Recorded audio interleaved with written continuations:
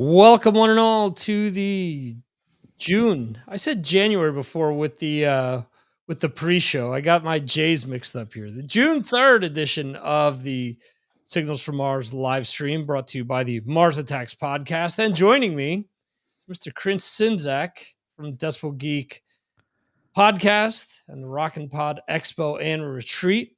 How are you, sir? Good. How you doing, man? I am doing well. Say hello to Jose in the chat. Yes, back after a few weeks. And first and foremost, before talking about anything else, you have the ROCKNPOD Retreat coming up in July. Yeah. And just to give people an idea of what the differences between the ROCKNPOD Retreat and the ROCKNPOD Expo. Sure. So as a lot of people know, we pushed the main expo off to next year for a variety of reasons, but some personal, some others. And then but so we're working on that behind the scenes, and that'll be the full convention. It'll probably be bigger than ever.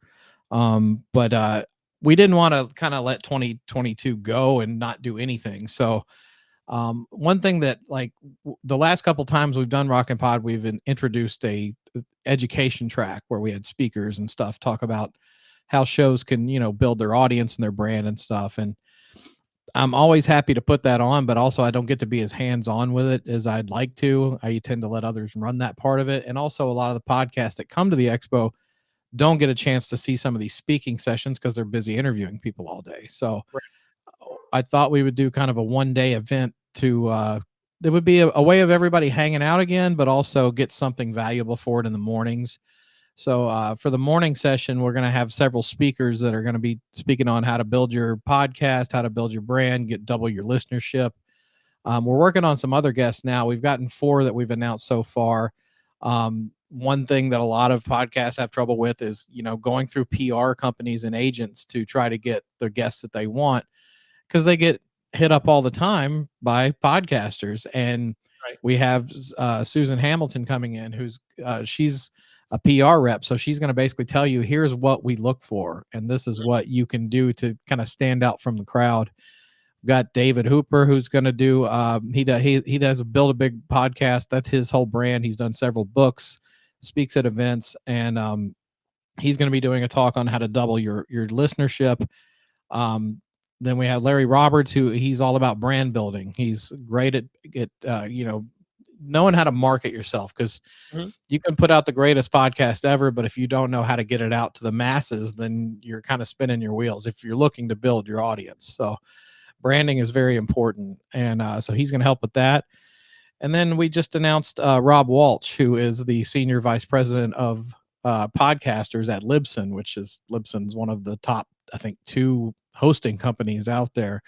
And Rob lives here in Nashville, and it's been nice to get to know him. We went out for coffee recently, and we had a great conversation. And Rob's been doing podcasting since like 2004. He was like one of the first people doing it. Right. And he's gonna do an interesting talk of what not to do. Basically, there's a lot of people out there and companies that will say, do this and you'll be successful. He's gonna dismiss some of that stuff and show you what not to waste your time on. Which one thing, and I'm looking forward to hearing his explanation for this, though, was the people saying rate and review my podcast every week. It has no bearing on your rankings in the Apple charts, and he's going to explain why that is. Right. Yeah, so we'll do that in the morning, and then mid-afternoon, everybody just walk 5 minutes to the Musicians Hall of Fame. And if you haven't seen that, it's a really awesome venue with all kinds of great music history. And it's Nashville, and yeah, there is country stuff there, but there's R&B, there's rock, there's even metal stuff in there. It's all types of music, and it's used like mixing boards and clothing and guitars and all kinds of gear. And if you're if you're doing a podcast, you're a music nerd, so you're gonna love that. Right. It's a guided tour. Jay McDowell is the curator there, who was also in a band that was kind of locally famous, BR549, back in the 80s.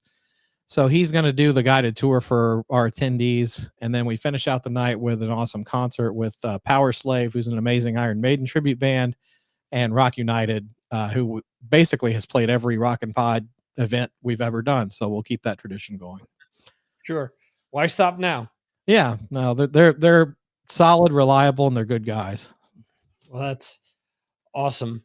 Yeah, what you pointed out from got to make sure that I don't mess my names up. Like Larry Robinson, which I think, or Larry Roberts. Robertson. Yeah, Larry Robinson was a hockey player and hockey coach. Oh, and you also said Larry Miller when we were working on the website. Larry Miller. Okay, that's the one that I screwed up. I was going to say it's Rob Walsh. You said right Yeah. from Libsyn. So that's to me is a very interesting topic. What not to do because there's so many groups specifically on Facebook. Mhm. Join my group to I will give you success in your podcast. Just buy my book. And the Right. only one that's getting success in that group is the guy who's selling the book. It seems like, it isn't Yeah. it isn't helping you podcast anymore. Well, it's helping you make your bank account lighter, your pocket a little lighter, but Right. outside of that, it's so that's interesting. And that's a guy that, like you're saying, was there with the Adam Currys of the world Mhm. at the beginning, so it predates all of us and obviously part of Libsyn, so he's a hell of a lot more successful than I am. Um, so and the majority of us, to be Right. frank. So that's an awesome conversation to hear that. Do you think, and maybe this is more of a behind the scenes type of a question, but have you thought of doing like a live stream of this, maybe doing something where people would pay to watch these speakers from home? Mhm. I don't know about live stream, but we are looking at finding a way to record the video of them and then have those available also. Right, But I mean, obviously, want to encourage people to actually be there on the ground. That's the big right, thing. And and like I said, it's you get all the business stuff handled in the morning, and then the rest of the day, it's just going to be a fun hang. And that's right. if Rockin' Pod's known for anything, that's one of the main things is that it's just a fun thing to hang out at. So we're going to keep that spirit alive with the rest of the day with the museum tour and then with the concert. So it should be fun. And then, we might have like a barbecue or something the next day. We'll that's not gonna be like an announced thing, but there'll be other stuff going on. We're even looking at doing maybe like a cocktail mixer the night before or something. So it'll wind up being a whole weekend thing. I'm just trying not to run myself into the ground doing it, like I always do. I was going to say that's not something that you normally do. Oh no, I'm never stressed at all over these things. um, cool. So if people want to find out about the Rock and Pod retreat, best place to go is where? RockandPod.com, thanks to the brilliant work of the guy on the other camera here. Yeah, put all the cool information on there, made it look nice, and yeah, it looks great. And yeah, rockandpod.com, that you can get all the information on the speaking sessions. You can get the links to the tickets. Also, if you're watching this and you're not a podcaster and you don't really care about the morning sessions and you're like, I really don't want to go to that, but I'd like to see my friends and go to the concert, we do have a separate link if you just want to buy a concert ticket and hang out at the concert. So everybody's welcome, but also it's for the morning sessions, the whole package that's open, not just to music podcasters. If you're a podcaster, a content creator, streamer, any kind, you're going to get valuable information out of this. Yeah, that's another interesting thing is that the wealth of information that's going to be shared is something that can be used across the board. Mhm. I don't think any rock podcast or a movie podcast or sports podcast, obviously, if you have someone like an Eddie Trunk, if you have a Chris Jericho, somebody who's already famous Mhm. before they came to podcasting, that's something different. But for an independent podcaster that's looking to get a jump on other shows to kind of, differentiate themselves from the pack, these people that you're going to have speaking there, their Mhm. knowledge can be applied to anything, Yeah. because what's successful for someone to get their shows known who's doing the stuff that me and you do, someone that's doing a show on I don't know, Nashville sports, you know, I don't Mhm. know, or Nashville entertainment, you know, in general. I'm sure that the same types of tools that they're offering people can be leveraged with all these other, you Sure. know, categories. Yeah, and it's and I'm not making it super public about this, but like if you're a podcaster that wants to do the expo next year too, you know, we do the platinum package where that includes getting into the interview pool and you get your own table, and that's kind of the whole shebang for a podcaster. If you want to come to the expo, if you come to this, you're going to get a significant discount on your registration for next year's expo, and also you'll be first in line to get a platinum package because those sell out every year pretty quickly too, because we only have so much room. So Right. that's another benefit. If you're a podcaster and you want to do the expo, you can go ahead and save yourself some money and also kind of get an extra trip out to Nashville out of the way too. Notice that Chris is offering you something tangible. This isn't like an Oprah Winfrey thing where look under your seat. Hey, everyone's getting 2 box sets. No. Anyway. I see what you did there. Let's Anyway, not go down that path, please. we're not. Uh, but what I'm saying is you're offering people a head start again at Yes. being at next year's Rockin' Pod. Yeah, and that's going to be that's always like, you know, the party of the year, and it'll be the first time we do it in the spring. We're doing it in April next year, so that'll be cool. And also, you know, I think I had several people when I made the announcement saying, well, now I can finally go now that it's in the spring and not in August like usual.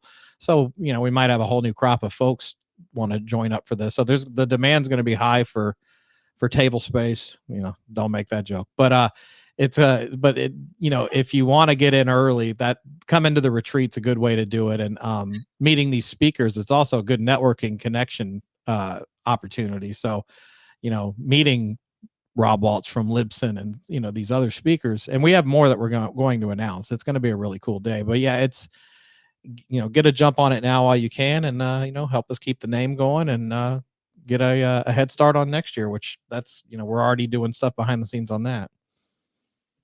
Excellent. See, so I'm not the only one that's throwing in these little comments that insider baseball. Anyway, It is the law of uh, the jungle. yeah, there you go. Anyway, so cool. So Brad is saying now you're making me think I need to try and attend this. We'd love to have Brad. I love Yarg Metal. See, there you go, Brad. You've got a fan in Nashville. Absolutely. So with regards to Decibel Geek, Mhm. you guys are having a live show later tonight. Yeah. Um, any exciting news you can share about tonight's show, or anything else that maybe you have that's in the works that maybe you could talk to us about? Well, I mean, tonight, I'm just happy that we're finally getting to do a live stream again. It's been the last few weeks have been kind of difficult for Aaron and I between stuff that we're committed to. And, you know, Aaron was at the Creatures Fest thing last weekend. And then, um, but yeah, tonight we're having Andrew Scambatti on, who does the Greatest Show on Earth movies. He's got a new one coming out next week. So we're going to have him on, and it's centered around the Kiss Hot in the Shade tour. So, so I decided we would just do a whole Hot in the Shade era discussion, and, you know, we'll plug the movie and everything. And I think we're even gonna show a sneak peek of it. I've actually got to see it because we're having him on the show, and it's really really cool. Oh, But yeah, but like I mean, technically, Smashes, Thrashes, and Hits was the first Kiss album I bought brand new after I became a fan. But this was the first studio album I ever bought brand new, and it was my first Kiss concert. So I'm always happy to revisit that era, and we're gonna do a bracket brawl with the songs on the album, so that'll be fun too. and you know what lyric appears on that album? Yeah, the one I just referenced. Although Aaron promoted the episode with the cringiest lyrics on the whole record, which was from "Read My Body." It was, you'll tune in tonight and you'll see how good it can get and how far it can go. I was like, oh Oh boy. yeah. Well, and then people complain about log in the fireplace, but Oh, there's plenty of evidence of cringy Kiss lyrics everywhere. But I mean, that's why we love them, right? Right. Absolutely. What's your guess as to what song ends up on top at the end of the night? It's kind of hard to say. I mean, that one, I guess the obvious choices would be, well, with our crowd that watches our live stream, I doubt Forever is going to win because it's a lot of rock guys that don't care about ballads.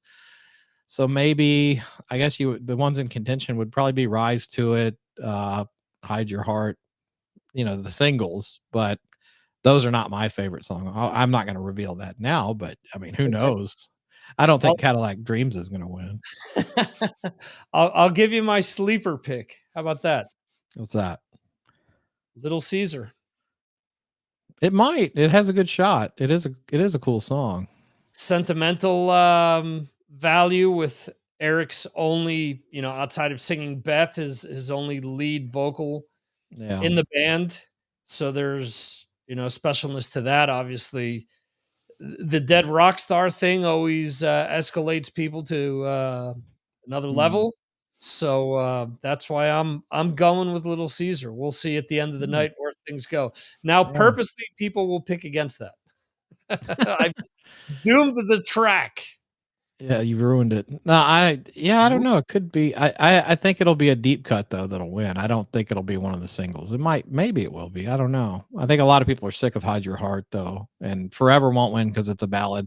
If I'm putting out most well written song on the record, I think Forever probably should take it. But that's me. I like the ballads. Yeah. I have to think that Betrayed or Somewhere Between Heaven and Hell are probably the two songs that I've played the most off of that album. I like both of those, and I Yeah. like The Street Giveth and The Street Taketh Away. I Yeah. like that one too. I like a lot of Gene songs on that record. Well, I have to say, and I know we've gone back and forth about this. Actually, I'm wearing a Animalize. Animalize, nice, Yeah. This was re-edition. This is actually the cover of the Animalize live album. Uh, nice. or the VHS. They actually did like a run of reissue T-shirts last year here in Europe. Did you buy it from Kiss? No, it's Well, that's from. what that's why you received it. Oh shit! Yeah, this is from. There's a company. The biggest rock and metal store is called EMP. They're from Germany. I hate their shipping politics, but they have a lot of cool licensed apparel, and this is one of the things that they did last year. They did this, and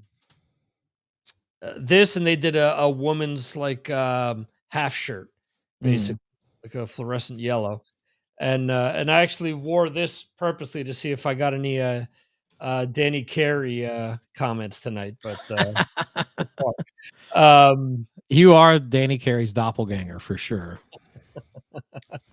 if only I had his wallet, I'd be at Yeah, ROCKNPOD. Um, exactly. before we started up tonight, you actually mentioned that Ken Kelly passed away, who's one of Yeah, I, I saw it doing like yeah. like literally 10 minutes before we went on air. It was famous for the Destroyer and Love Gun covers, but also did Rainbow. Did the Aces, I think, Space Invader album, and I think he did some Manowar stuff. Yeah. Yeah. Very sad. I mean, amazing artist, definitely, and seemed like it was really good to the fans. He appeared at some Kiss conventions Yeah, over the last few years. I met him in Atlanta at the 2018 one. And he was super nice. Yeah. Just a great artist. It's sad that he's gone. yeah. Yeah, Space Invader, you're right. I said Anomaly, that's wrong. Anomaly has, Ace's cheap graphics thing. Yeah. Yeah. Where he looks like Roy Orbison with Kiss makeup. Such a weird cover.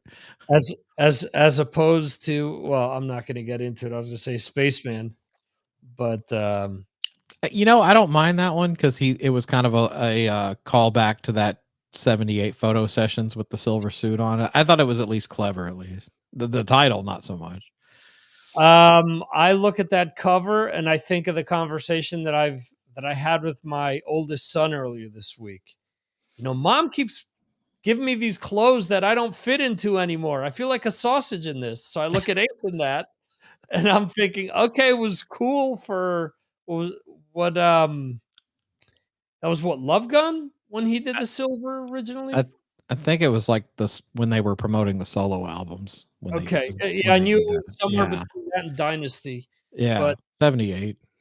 yeah, I'm hoping that that was a new suit and not trying to fit into the old one. Oh, no, there's no way that was the old suit. I'm sure of that, but, I mean, they shot him from a flattering angle. It wasn't bad. Yeah. Now that the fact that he named it Spaceman, and then also that Gene came up with that, like it was some brilliant idea. "Hey, Ace, let's call your album Spaceman." Wow, who Yeah. would have thought of that? I mean, come Yeah, on.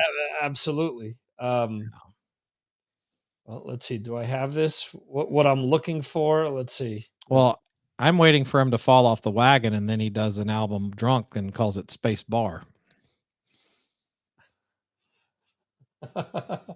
I didn't have this queued up fast enough. Um, Oh, I've got it too. I didn't have my trigger finger ready. And yeah, that didn't even deserve a drum roll, but thanks. well, I was looking for this. Let's see if you can hear this when it comes to the whole spaceman idea. I love the sound of my own voice, and sometimes I get carried away. It was very echoey, but I could make it out. Okay. Yeah. He does, and he does. Yes. So I think you Oh, should name did you, well, if we'll talk a little bit of did you see like the new stuff they've added to the stage? I got to give them credit on that. They've actually been at least trying to do some cool stuff with the statue inflatables on the sides, and then right. the guy that created the Rock and Pod logo with the headphones and the lightning bolts.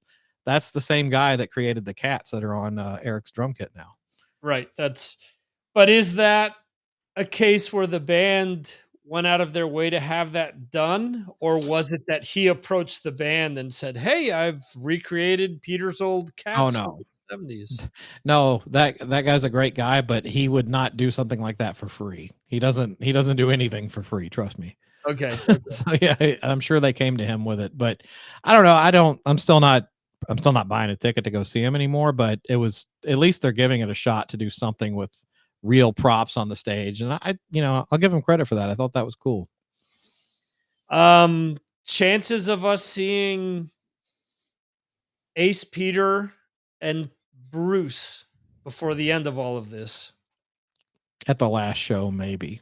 I think I think they kind of last weekend's events probably, well, with the exception of one of them, I think will push them to do something with the remaining members of the band, at least for the last show. They'll do a stadium show somewhere, I'm sure, and they'll bring up people because that'll be like the one show where they do recognize the diehards. Because right now it's still just, although I'm giving them credit for the stuff on stage because like with the cats and stuff, and I think they are finally starting to cater a little bit to the diehards now. If they would actually mix up the set list a little bit, I think that would be even better. But yeah, I think it's a safe assumption that Ace, Peter, and Bruce would probably be a part of some final show.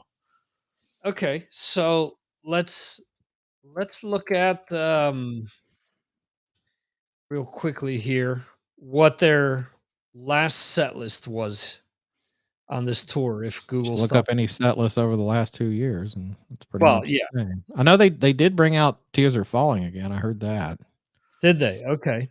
Yeah, so that's cool. Okay, so June 1st, they played.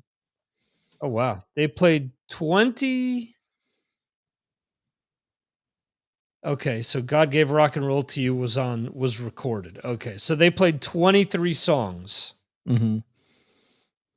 a few partials it looks like. So they did Detroit Rock City, Shout It Out Loud, Deuce, War Machine, Heaven's on Fire, I Love It Loud, Say Yeah, Cold Gin, well, I guess guitar solo they're counting as a track here. Lick It Up, Calling Dr. Love, Tears Are Falling, Psycho Circus partial, but I mean, does partial mean that because they truncated the intro, maybe that long Jack in the Box. That's weird. I wonder why it says that. I don't know. Usually they play the whole song. The drum solo, 100,000 Years, partial outro only. Huh. Bass solo, God of Thunder, Love Gun, I Was Made for Loving You, Black Diamond, the encore was Beth, Do You Love Me, and Rock and Roll All Night. Yeah. And Do You Love Me should stay out of the set list. That song has never done anything for me. Okay, so here's my question to you. If you could take 3 songs out of this and add any 3 songs, Yeah. what would they be? Well, the ones I would take, Do You Love Me would have to go. I would also take out I Was Made for Loving You. Not that it's not a good song, but I think it's worn out its welcome. It was kind of like, oh wow, that's cool. They're bringing that back out. Now it's just standard in the set list. And I get in Europe, they have to play it because it was such a big hit, but this is just me for my own enjoyment. I would take that out, and then I guess I would take Lick It Up out at this point. I mean, does anyone need to hear that song live again? I don't know. And a lot of people bitch about I Love It Loud, but I still think that song is tailor-made for concerts, so I don't have a problem with that one. But Lick It Up, it's just the only thing cool, and the thing I like about when they do Lick It Up live is the thing most people hate, where they add the Won't Get Fooled Again part in the middle of it. I think that's the coolest part of the song, which tells me I'm really sick of the song. Right. So those would be the 3 I would take out and then put in. Come On and Love Me, I would probably put in. And well, they didn't have Tears Are Falling on that list. Either Tears Are Falling or Crazy Nights. Falling is on the list. It is on the list. Okay. Crazy Nights was in the list, and they took it out and put Do You Love Me in, which is a dud. I would have them do Crazy Nights. But I'm just thinking of stuff they typically would play live. So obviously I'm not going to say they should add, Mr. Blackwell. They're not going to do that. I don't know. Maybe trying to think of stuff they've played live that I know they could pull off. One thing I would bring back, and it's a total filler track, but it was cool when they did it in 2004, would be All the Way from Hotter Than Hell. I thought that always came off good when they played it live then. Right. Or either that or Love Her All I Can. That one was good on that tour too. Either one of those would be a good pick. Absolutely. What about you? What would you do? Honestly, I'd take Shout It Out Loud out because you're sick of it. Yeah, sick of it. I'm not crazy about it these days either. I'd honestly put King of the Nighttime World back in there to kind of do, that's a good one. That and Detroit Rock City back to back. I'd take War Machine out. Oh, I wouldn't. I'd personally prefer to hear Creatures of the Night over hearing War Machine. I'm weird that I don't think that song's that great. Creatures of the Night. It's okay, but it's one of my least favorite albums on that. It's one of my least favorite songs on that record. It's right down here that Chris is not to be invited to any. I'm not saying it sucks. But I don't think they ever really, other than the Revenge lineup, I don't think they ever really pulled it off that well. So how different would this be as opposed to that lineup? You've got Eric Singer on drums. Mm-hmm. I think Tommy would do a decent job at it. They've tried it. They played it in Australia a few times, and Tommy couldn't pull off the lead parts. Okay, well, yeah, maybe that's why you need Bruce to come back for that final show. Preaching to the choir. Let's see. Honestly, and I know that people would give me a Michael James Jackson response, but I would take Say Yeah out, and I would actually put and I don't know why they never tried to play this song live. They should have tried to play the song Freak live. As opposed to Say Yeah, because I think that there's more of an anthemic thing to that song where I think you could get people like after hearing the first chorus once, if they're not familiar with it, where they would be like, "Oh wow, yeah, this song represents me, I'm a Kiss fan, I'm a freak, so Right. I don't know. Well, I mean, yeah, I got lots of love for the Monster record. That's one of my favorite Kiss records. So I'd be happy to hear that. Or I liked it when they did Modern Day Delilah live. I thought that came off pretty good live. I don't get the attitude that they have. I mean, I don't want to go full Maiden where the whole show is Monster, Hmm. but I think they've lost sight of what they used to do in that, when they toured every album up Oh yeah. until even Psycho Circus, they did it to an extent. They played 4 to 5 songs off of every new album. At least early in a tour to try them out. Yeah, but Yeah. now even for Monster, I think the most, I guess they did do a few in Europe when they started it. It didn't come off well, but but yeah, they did that especially in the 80s. They were really trying to reshape their identity, so that you would, between Lick It Up and Animalize and Asylum, they would always try to break out, some of the cooler tracks from the albums. But the one that still baffles me is they tour on Crazy Nights and they feature No No No and Bang Bang You, which are like two of the weakest songs on that record. And then you release Turn on the Night, which is a good pop rock song, and you never play it live. I just do not understand that. Except for the video, which took them like 8 hours to record Right. to get all the shots they wanted. Yeah, it's just so that always is like no no no. Other than Bruce and Eric's cool intro, that song sucks. I don't think that song's any good. And Bang Bang You is an abomination. That song's awful. That they should have, I mean, not for nothing, but they should have done the Eddie Trunk used to always play I'll Fight Hell to Hold You. Used to play Mhm. that all the time. That would have been a better single, I think. That would have been tough to sing live though. Only one tour though. Yeah. The other one is the song that Wendy O. Williams did first, Thief in the Night. Yeah, I love their version of that song. Yeah, and that's more up their alley than what was the third single off the Reason to Reason to Believe. Live. Reason to Live, Jesus. That goes to show how Well, that was my gateway song, so I can't talk too much trash about it. well, you're the ballad guy. Yeah. So, cool.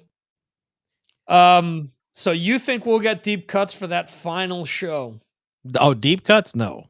I think you might get some ex-members on stage, but no. I mean, you might get Ace doing Shock Me, and Peter would come out and do Beth, but I wouldn't, and everyone, even if they announce like ex-members coming for the final show, it's people are going to start getting pie in the sky, happy and getting their hopes up all over. What are they going to do? What are they going to? It's like, with Kiss, it's better to go in with lower expectations. Like, don't expect them to break out, Yeah. Saint and Sinner live or some shit. I mean, they're not going to do that. I think what would make most sense if people want to see something like that is have Ace's band do a set, have Bruce's band do a Yeah. set, and then have Kiss play, and then the encore have Bruce come out for Tears Are Falling or Forever, or Right. maybe both. Have Ace would probably come out and do Shock Me in 2000 Man. Yeah. And then Peter would, they'd probably do similar to what they did with Unplugged. Yeah. Beth Nothing to and Nothing lose. to Lose. Yeah, and then finish it off with Rock and Roll All Night. I mean, Yeah. it's already it's easy to see what they would do, but Yeah. if they're smart, that's what they would do. Get Ace and Bruce to both do full sets to open the show. Right. And that way you feed everyone, Yeah. that way you end up appeasing all of the fan base, not just, Well, and there's some people that are like, well, there's not that much demand for Ace or Bruce. And I'm thinking it's a Kiss show though, and like Yeah. surely there's more demand for them than some dude getting up there painting stuff. I would have to I hope so. concur with you. Uh, see, now let's hypothetically speaking, the door is closed for the other person that appeared at the unmentionable festival or We can talk about it. It's fine. okay. Let's say this. Okay, let's say that the only way that they allow Vinny to come up and play is if he goes out there and does a set with the Invasion. Never happen. No, he won't. He'll never work with Mark Slaughter or Dana Strum again. I can guarantee you that. Okay. And more importantly, Mark and Dana would never work with him again. What about with Robert? Robert, he could get Robert on board. He's pulled him into a couple of things already, and for some, I don't know why, but Robert keeps falling for the bait and going back to him. I don't know why he does it, because Robert's a smart guy and he's a good guy, but I don't know. It's like you'll think he's done with him, and then next thing you know, he's doing something with Vinny. And I'm like, oh, but I don't know. It's their friendship. I can't really speak on that. Yeah, So yeah. who knows? Maybe there's a bigger friendship there between the two of them than I'm giving it credit for. But Right. I don't know. I do know that I do know that certain ex bandmates of his got lots of good laughs out of what took place last weekend. That's all I'm going to say. Okay. Let's say if there was anything remotely like the Invasion involved, is it more likely that we would see Carmine Appice playing with Vinny? No, Andre LaBelle? no. Bobby Rock? Bobby's such a nice guy. I could see him doing it just because Bobby is always about giving somebody a second chance. He's just too good of a human to say no to it. And Okay. when I interviewed him, he was like, I wish I could sit in a room and talk to him and hash things out. Even after everything that he got put Yeah. through, he was still willing to, because Bobby's just a very Zen-like person. So Right. I could see Bobby working with him again. Sure. Who would play bass? Oh, I don't know. It wouldn't be Dana. I can tell you that much. Tony Franklin? No, it is from what I know, Carmine and Tony were like never again when the whole thing went down before. Yeah, they're not getting pulled into anything with Vinny. Billy Sheehan? Billy's such a nice guy. I wouldn't be shocked if he did do it. Okay. And Billy's not afraid to play with other people is clearly evidenced everywhere. But and I'm not knocking him for it. But yeah, I could see Billy being the nice guy that he is, saying, "Yeah, I'll give it a shot." I could see that. Okay. I think he would regret it, but I could see it happening. Just one show. That's all we're saying. Opening for Kiss, one show, 20 minutes, because I mean, we've got to, manage expectations here. I would think that he would get 20 minutes, Bruce's band would get 50 40. minutes, Ace Yeah. would get an hour, and then Kiss. It's interesting to think about, but I mean, the Paul Stanley factor would keep Vinny from being anywhere near that the stadium for it. I'm just saying dream scenario. I don't think if Paul wasn't in the way and Gene was the one having to make the call, Gene is such a softy and willing to let bygones be bygones, I think it would happen because he'd let him come to that vault thing. Yeah. I know that he regretted it later, but I still think Gene would be like, yeah, maybe. I still think Gene wishes the original band was still together. I think it was quite evident that it didn't even take 5 minutes for Gene to realize, yeah, this hasn't changed. Yeah, it didn't take long. I think he knew before ahead of time, from what I've heard. Real quickly, I picked out some news stories here that I wanted to throw your way and see what you thought about them. We'll need to do this kind of rapid fire style. I'm running out of time here. So yeah. No problem. Okay. Priest has just kicked off their European tour. No leather, no spikes. I saw a headline about it. I haven't got a chance to look at it yet, but that's interesting. Maybe they're like, well, fuck all this. We're just going to dress the way we want. I don't. That doesn't mean anything to me as long as they play the songs. I think that's fine. They've earned that right. Yeah, I think they look kind of cool actually. Yeah. You've got Ian Hill here with a Judas Priest T-shirt. Everyone is wearing T-shirts except for Andy, who's deciding that he needs to look like a waiter, kind of, with the button-down shirt. Um, but yeah, I think it looks all right personally. Yeah. I have no issue with it, like you said, as long as they sound good. Yeah. I stopped worrying about Judas Priest's image a long time ago. Anthrax is releasing the 40th anniversary live stream on Blu-ray, CD, and digital. Did anyone drop the ball more than Anthrax did with Yeah. the show after leading us on with that documentary, bringing all these former members back and making you think, holy shit, they're going to be playing, they're going to do Mhm. this 40th anniversary. It's going to be all eras. It's going to Yeah. have songs with everyone that was there. And then Mm-mm. this event goes down, and the only person they brought was Chuck D. Yeah, I thought the documentary is the best part of the whole thing. Watch that and hear the cool stories. But the live stream, and I love Anthrax, and so I know Yeah. you do too. But yeah, I was pretty let down like you were with that. It's just like they had a golden opportunity to do something really special, and they kind of dropped the Yes. ball on that. And let's be honest, these live streams, when I spoke to John Bush about this, he started laughing, didn't want to answer at first, but then kind of agreed with me. Yeah. These live streams aren't really live. They're mostly done in, rehearsal spaces or studios or stages, Well, and yeah. they're piecing together the best takes out of what they've done. So they could have theoretically shot that whole thing over a series of weeks to accommodate everyone's schedule. Yeah, and they should have. Such a huge missed opportunity. Yeah, I Uh, won't be buying that one.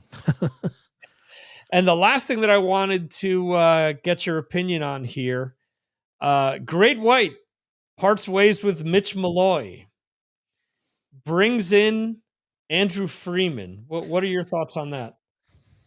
It's no big loss to Great White. I mean, I never thought Mitch fit in that band anyway. I mean, Mitch is talented and he's got a good look and everything, but he never fit the band. You need the edgy bluesy vocals of Jack Russell to make that work.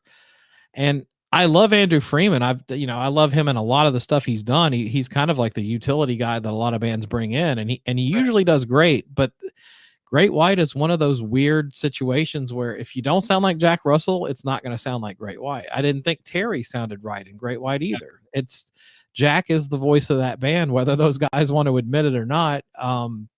It's never going to sound the right way without him. So I think Andrew's a great choice, but that's the thing, that Jack Russell has such a distinguished, just indistinguishable voice from anyone else that Yeah. it's never going to quite live up to what it could. But no, I mean, Mitch is going to resurrect Van Halen according to what he said. So That's what I was just gonna ask you. Would you pay to see Mitch Malloy's Van Halen experience? No. Would you see them if you were comp the ticket? No, probably not. Yeah. No, I don't. What's the point? I don't. And there's a lot of great Van Halen. I don't know. Mitch is a nice guy. I've met him several times when he lived here in Nashville, and I'm not trying to put him down as a person, but this comes off sleazy to me. It's like he's capitalizing off of being an audition for Van Halen, not even being a member. And I just don't think it's cool. I wish he wouldn't go this route. I mean, if you like the stuff you write, then put out your stuff, but don't be Great. capitalizing off of Van Halen. I don't like it. It leaves me feeling dirty when I think about it. Yeah, the other thing too is if you think about it, Gary Cherone has more of a claim to He do does. Gary Cherone's Van Halen experience Yeah. because he actually sung and toured with the band. Yeah. You know, Yeah. what's next? Patty Smyth's Van Halen experience. You know, how many other people that do we know of that that actually tried to you know, Yeah. that auditioned to be in the band? And you know, this is something we kind of talked about um on the phone a few days back, but you're 100% right. You know, we've all been in situations where, you know, you jam with someone or you're out talking to someone and you're at the bar, you've had a few drinks in you, you're a little friendly that night, and you say, Mhm. yeah, let's put the band back together again, Yeah. or And then let's gotta record together, you know. And then like a few days later, when it all sinks in, you're like, yeah, that's not happening, you right. know. Yeah. Reality sets in. So I mean, I don't doubt that Eddie may have told him, "Hey, I want you to be the guy." Right. But what condition was Eddie in when he said this? And I also got the vibe that Eddie it's funny that Van Halen's such a weird there's a as much as the members of Kiss are head cases and you could do a whole psychology class on them, Van Halen's right up there with them. And Right. I think Eddie also didn't like to say no to people. I think he probably told a few people that they were the guy just because it was more comfortable to say that than to say, no, you're not right for the band. Right. And maybe Mitch did get close, but I don't know. Even if you take Mitch's story at face value that, he thinks he's in the band and then Ross shows up on stage on the MTV Music Awards. I mean, I get feeling upset over that, but at the same time, in his story, he says that he contacted Van Halen management and told them himself, I'm out. I won't do it. So, so you're saying you quit the band before they even came and said Dave's back in the band. Right. Well, whose fault is that? That's your fault, Yeah. but have you ever heard Eddie Van Halen or Alex Van Halen or Michael Anthony say one word about Mitch Malloy ever? Never. No. So I don't really buy it. And like I said, it feels sleazy that he's capitalizing on Van Halen now.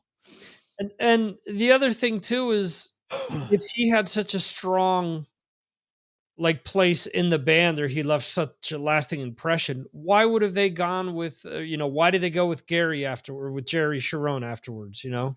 Well, and I like Gary Sharon as a singer, but Yeah. obviously the record they did was terrible. Honestly, they probably would have done a better record with Mitch as the singer, to be honest. He probably would have been a better fit than Gary was.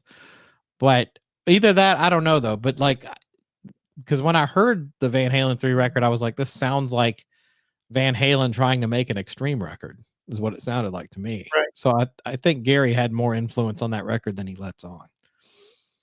I think there were 2 really good songs off of that, and the rest just, I mean, I think the 2 singles were the best 2 songs off of Yeah. that, without a doubt. Without You and Fire in a Hole are the Oh, 2. easily. Yeah. Yeah. Yeah. There's nothing really redeemable about that record. So it might have worked out better with Mitch. I don't know, but I don't know. But go ahead, Mitch Malloy's Van Halen. I mean, this is worse than when Blotzer did it with the Rat name. It really is. Yeah. At least Blotzer actually played in Rat. Right. But yeah, that's the drummer. I mean, come on. Last thing, one Mhm. voice that could fit Great White, but it will never happen. Who do I think would fit Great White? Y Yeah, I'll say who I think would fit. Okay. Uh, I'm the only guy that I could think of that comes to mind, would be Mark Slaughter. Hmm. I, I don't know that I could hear him working with Great White. Maybe I don't know about working with them, but doing justice to the to old, the songs. Huh. to the Maybe. songs, to the Jack Russell songs. I'll give Because you one. Oh, sorry. Go ahead. no, I was to say, because I do think that up until that last Jack Russell album, they Mm. were still putting out good stuff. Yeah. They're a band that, and you can tell from the albums that they've done without him, Mhm. and the album that Jack did. Jack's album, the studio album that has all original material, has 2 really good songs on it Yeah. that were like, yeah, this is Great White.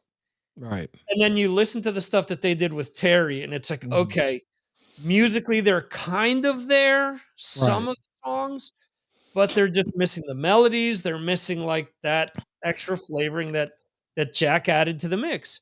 Right. And they need one another, unfortunately. It's one of these things we're probably never going to see it again, obviously, Yeah. because they're not a Rock and Roll Hall of Fame caliber band.